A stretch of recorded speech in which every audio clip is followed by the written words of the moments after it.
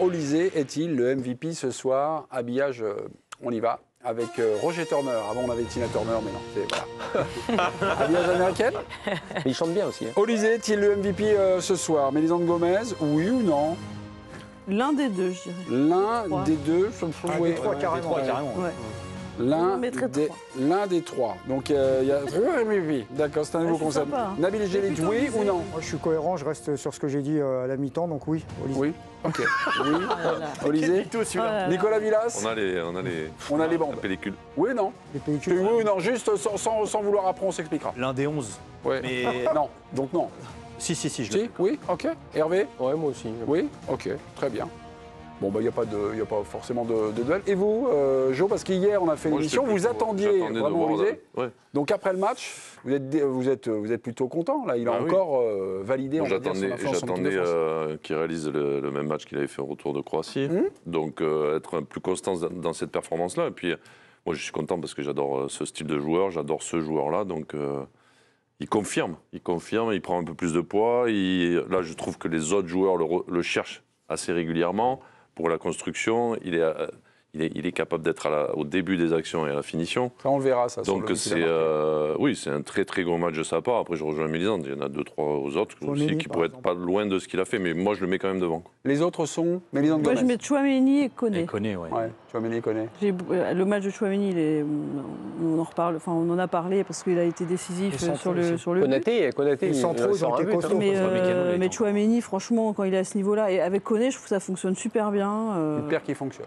Ouais. Enfin, c'est surtout. Giovanni, vu du stade, vous décernez le titre de meilleur joueur à qui? À Koné, à Tchouaméni ou à Michael Olysée?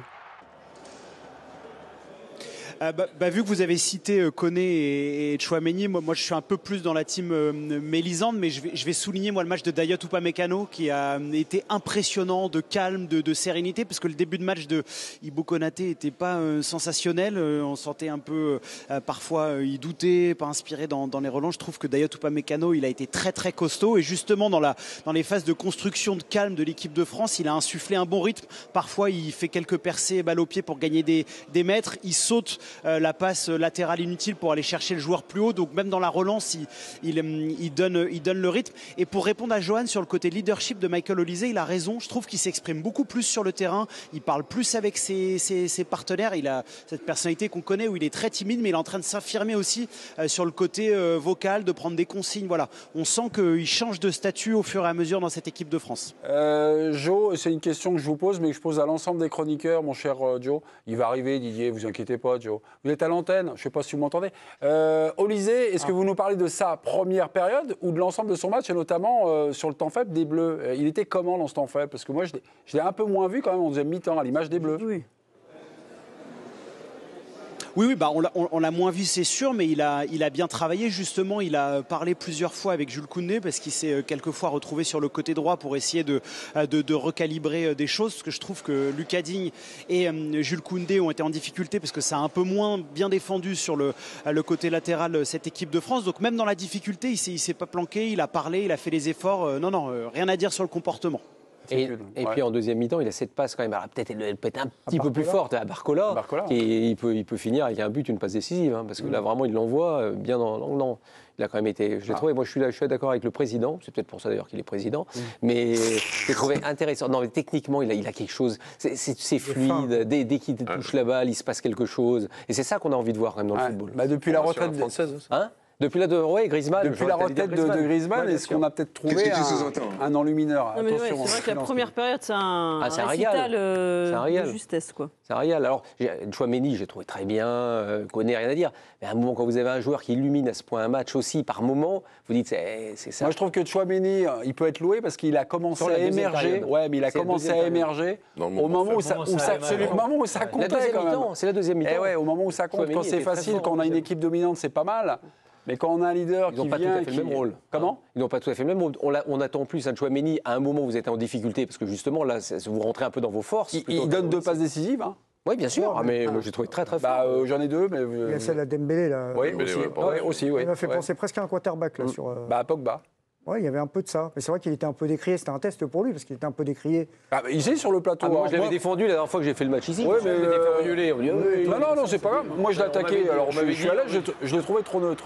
Et là, je trouve qu'il a vachement d'influence. Il était attendu. À Madrid, c'est le cas aussi. Il était attendu. Et puis, il y avait une bonne équipe quand même en face ce soir. Donc, c'était un bon test. Quoi. Mais Koné, pour le coup, moi, je suis d'accord avec ce que tu dis. C'est vrai qu'on attend un joueur comme Olysée parce qu'il brille. Mais c'est important aussi de souligner les mecs qui ne sont pas là forcément pour briller et qui contribuent à faire briller ceux qui brillent, justement. Moi, Koné, moi j'adore ce genre de joueur, comme Koné. Le mec, il a de l'impact, il fait la faute quand il faut, en plus, il fait la bonne faute quand il faut. C'est-à-dire, il évite les cartons. Mais donc, à plein régime, tu préfères Koné à Rabiot aujourd'hui ? Ah, moi, j'aime beaucoup Koné. Là, parce que je vous écoute depuis tout à l'heure, vous dites en gros. Ouais. Qu'est-ce qu'on fait maintenant, quoi, Nabil ? Vous dites, qu'est-ce qu'on fait quand même, donc, j'ai entendu ça fonctionne bien.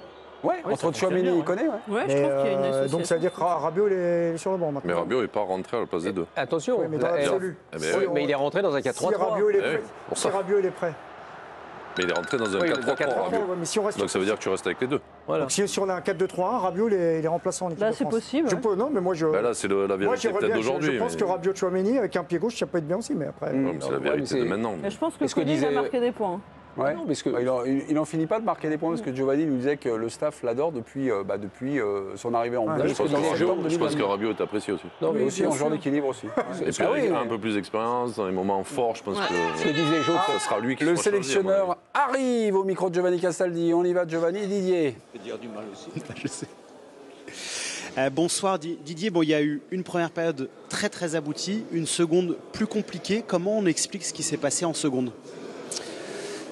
Déjà oui, la première, très grosse maîtrise, beaucoup d'efforts parce qu'on est venu les harceler très haut avec du pressing. Mais forcément, ça coûte des énergies. Mais maintenir ça 90 minutes, et puis l'adversaire a eu, même si on a eu un gros moment de flottement, là, 5 minutes où ils ont deux très grosses occasions.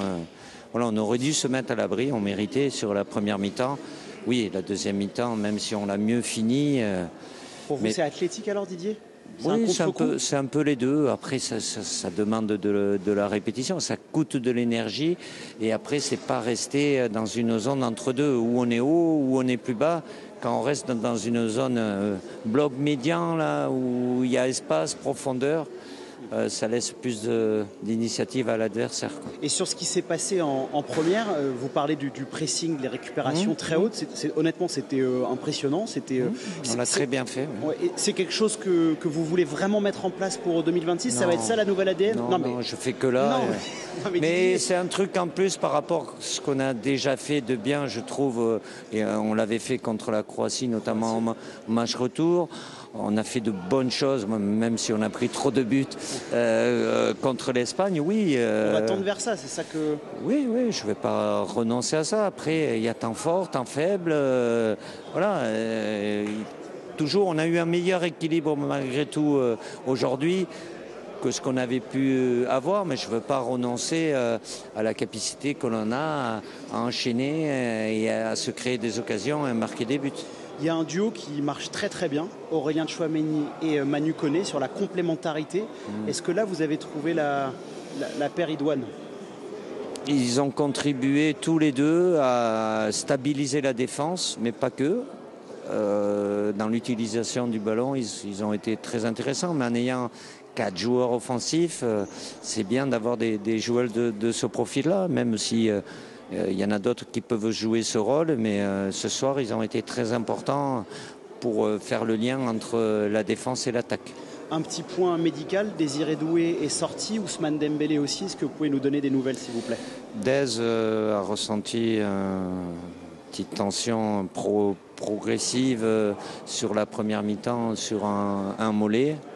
Je ne pense pas que ça soit trop méchant, on va devoir vérifier. Malheureusement pour Ousmane, qui était guéri, qui se sentait bien et apte, ça a un peu tiré, mais de l'autre côté. C'est à droite là ? Oui, c'est l'autre jambe. Mais bon, ça peut arriver, même sur des joueurs qui n'ont rien, ça peut arriver.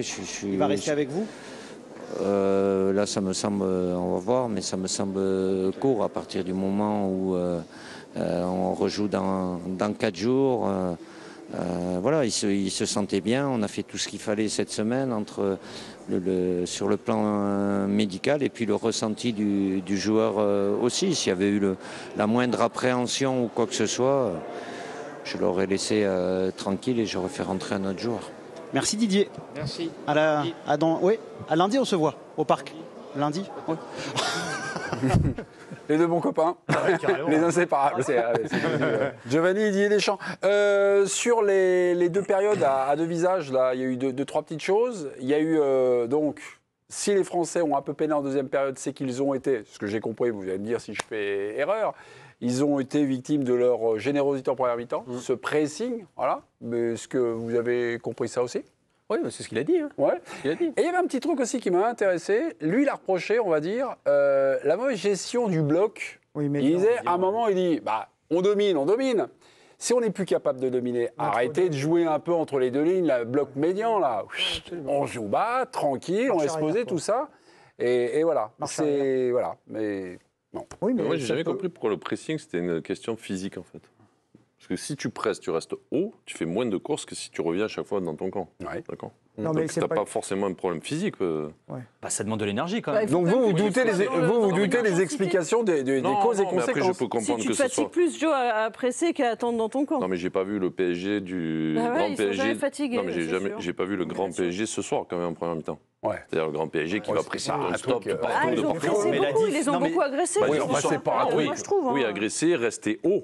Mais ils n'ont pas fait des courses énormes pour aller presser. Mais c'est pas tant la distance qu'il faut que tu à chaque fois que tu remettes le. Justement, quand tu presses haut, tu fais moins de distance de course. Mais Joe, c'est tu veux revenir repartir. Le ballon, Joe. En fait, c'est souvent les fameux trucs de la périodisation tactique, etc. C'est souvent ce qu'on dit. C'est en gros la meilleure façon de récupérer quand tu es sur le terrain, c'est d'avoir le ballon. Et en gros, c'est ce que les Bleus ont fait en première période. Le pressing. Oui, mais il n'y a pas eu de grosses. Non, mais c'est le fameux gegenpressing. Et physiquement, je ne trouve pas qu'il y ait eu. Non, mais c'est le fameux gegenpressing. C'est en gros, on a le ballon et dès qu'on le perd, on le récupère dans les 3 secondes. Non, mais dans les 3 secondes, il faut qu'on le récupère. Donc c'est un pressing en fait. Oui, c'est un pressing. Oui, mais un pressing rapide, tu vois. En deuxième période, c'est là où ils ont galéré à le faire. Non, mais ça, je veux dire. Donc tu perds de l'énergie. Nicolas, non, mais vous découvrez Johan Micou. Non, il se fout pas de votre tête. Non, mais non. Non, mais l'idée du contre-pressing, en fait, pour Joe, c'est juste un pressing. C'est un pressing. Oui, mais c'est un pressing, mais c'est un pressing plus rapide, c'est ça que je veux dire. La lecture. Ah ouais. C'est un pressing à la perte de balle. Voilà. Mais je suis d'accord avec Joe, parce que ça, le principe même que faisait par exemple Barcelone, quand Johan Cruyff, son idée d'aller plus vite, c'est plus vous faites ces 3 mètres, ça évite de faire 10 mètres en arrière, ou 15 mètres, ou 20 mètres. Tu fais moins de courses. Donc les courses, logiquement, elles sont plus. Alors évidemment, il y a le risque d'être passé et après de devoir faire les courses. Mais comme là, les Ukrainiens les ont pas mis en difficulté derrière, il n'y a pas eu de course défensive. Donc en fait, les efforts que vous faites sont des efforts courts. Joe est en train de vous dire qu'ils ont pressé, mais ça n'a pas été, on va dire, un pressing, un truc où les mecs arrivent et c'est un rouleau compresseur et tout d'un coup tu te dis putain, ils vont avaler la trompette. En première période, c'était pas des courses où les mecs sont minables, quoi. Moi, je trouve. Alors peut-être que physiquement, ils sont encore un peu en dessous pour pouvoir faire plus. Mais... On est début septembre, Joe. Après,